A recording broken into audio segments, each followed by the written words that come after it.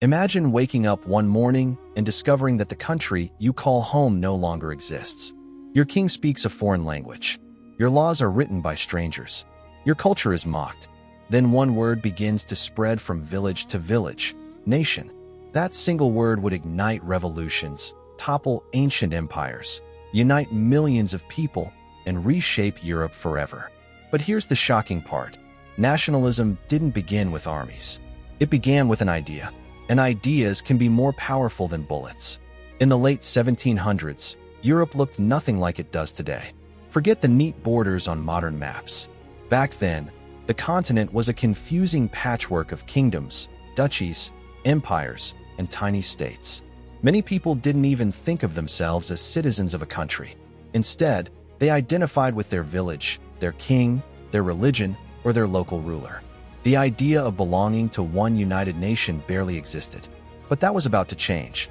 Then came a revolution that terrified every king in Europe, the French Revolution.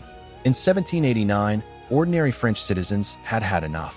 Years of crushing taxes, food shortages, and royal luxury pushed them to the breaking point. They didn't just demand lower taxes. They demanded something far more dangerous: freedom, equality, and the right of people, not kings, to decide their own future. Suddenly, power wasn't supposed to come from a crown. It was supposed to come from the people. That idea spread like wildfire. Imagine hearing that ordinary citizens had overthrown one of Europe's most powerful monarchies. Wouldn't you start asking questions about your own rulers? Across Europe, people did exactly that. Students whispered about liberty. Writers filled books with revolutionary ideas. Secret societies met in candlelit rooms. Every conversation carried one dangerous question: why should strangers rule us? Then, just as Europe was trying to understand the revolution, another man appeared. His name was Napoleon Bonaparte. Most people expected him to restore order. Instead, he transformed Europe forever. Napoleon conquered kingdom after kingdom with astonishing speed. His armies marched across the continent. Kings surrendered. Borders disappeared. Old governments collapsed. It seemed unstoppable. But here's the twist. Napoleon didn't just spread French power. He accidentally spread nationalism. Everywhere his soldiers marched, they carried revolutionary ideas. They introduced modern laws, ended many old feudal privileges, and promoted the belief that talent, not noble birth, should matter. For many people, these reforms were exciting. But there was another reaction. People began asking, why should France control us? Ironically, the more Napoleon expanded his empire, the more local populations began to unite against him. This was the birth of a powerful new feeling. People who spoke the same language, shared the same traditions, and celebrated the same history began believing they belonged together. Not because a king told them so, but because they shared an identity. That identity became stronger than loyalty to emperors. Across the German-speaking lands, people started imagining a single German nation. Across the Italian peninsula, thinkers dreamed of one united Italy instead of dozens of small states. In Poland, despite being divided between powerful neighbors, people refused to let their national identity disappear. Even when countries vanished from maps, their people kept the dream alive. That dream frightened Europe's rulers because once people believed they deserved their own nation, they became incredibly difficult to control. After Napoleon's defeat in 1815, Europe's kings met at the Congress of Vienna. Their mission sounded simple: restore the old order, put kings back on their thrones, redraw Europe's borders, and prevent another revolution. They believed they had succeeded, but they misunderstood something important. You can defeat an army. You can imprison rebels. You can redraw maps. But you cannot erase an idea whose time has come. Nationalism had already taken root, and soon Europe would erupt once again. The kings believed the danger was over. Napoleon was gone. The old monarchs were back. Europe looked peaceful again. But beneath that calm surface, a revolution was already growing. And this time, it wasn't led by one man. It lived in the hearts of millions. After the Congress of Vienna in 1815, Europe's most powerful rulers thought they had restored stability. Old royal families returned to their thrones. Borders were redrawn. Armies stood ready to crush any rebellion. The message was clear: the age of revolution is over. But they had made one fatal mistake. They thought they could turn back time. Across Europe, Young people gathered in secret. University students formed underground groups. Writers published books celebrating their people's history. Poets praised forgotten heroes. Musicians composed songs filled with national pride. Every story, every poem, and every song carried the same hidden message: we are one people.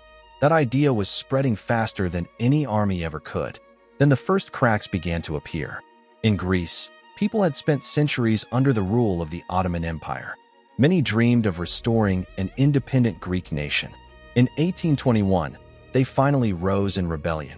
The fighting was long and brutal. Villages were destroyed. Thousands lost their lives. For a moment, it seemed impossible. Then something extraordinary happened. People across Europe admired the Greek struggle. Volunteers traveled to help. Foreign governments eventually joined the fight. By 1830, Greece had gained its independence. The victory sent a powerful message across the continent. A nation could fight and win. That success inspired others. In Belgium, people rejected Dutch rule. They demanded a country of their own. After months of unrest, Belgium became an independent kingdom in 1830. Another victory for nationalism. Another warning for Europe's rulers. The old order was beginning to crack. But the greatest explosion was still ahead. In 1848, Europe erupted. Historians would later call it the Year of Revolutions. It began almost like a chain reaction. One city rebelled, then another, then another. Within weeks, protests swept across France, the German states, Italy, and parts of the Austrian Empire. Crowds filled the streets. Barricades rose overnight. Citizens demanded freedom, constitutions, and national unity. For a moment, it looked as though the entire continent might be transformed. Imagine being a king watching this unfold. One week your throne seems secure. The next, thousands of your own people are marching outside your palace. Many rulers panicked. Some promised reforms. Others called in the army. Gunfire echoed through city streets. The revolutions became increasingly violent.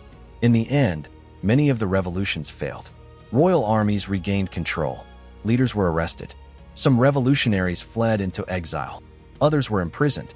At first glance, it looked like nationalism had been defeated. But appearances were deceiving. The revolutions had changed something permanent. Millions had discovered that they shared the same hopes. People who had once identified only with their local region now imagined themselves as part of a larger nation. That dream could no longer be forgotten. Even governments realized they could not ignore it forever. The Austrian Empire faced an especially difficult challenge. It ruled over Germans, Hungarians, Czechs, Croats, Italians, and many other peoples. Each group had its own language, traditions, and history. Keeping them united under one emperor became harder every year. Nationalism was no longer just an idea. It had become a political force. Meanwhile, two regions stood on the edge of history. The German states remained divided into dozens of separate kingdoms and principalities. Italy was still split into competing states, with foreign powers controlling large areas. Many wondered the same question. Could these divided lands ever become united nations? Few believed it was possible. But within a generation, Europe would witness two of the most remarkable unifications in history, and they would completely change the balance of power.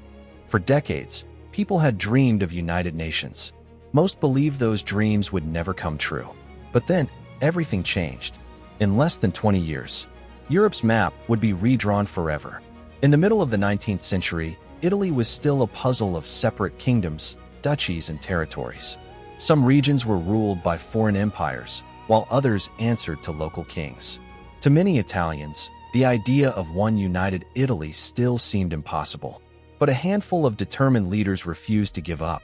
One of them was Giuseppe Mazzini. He believed Italy should be united under the will of its people.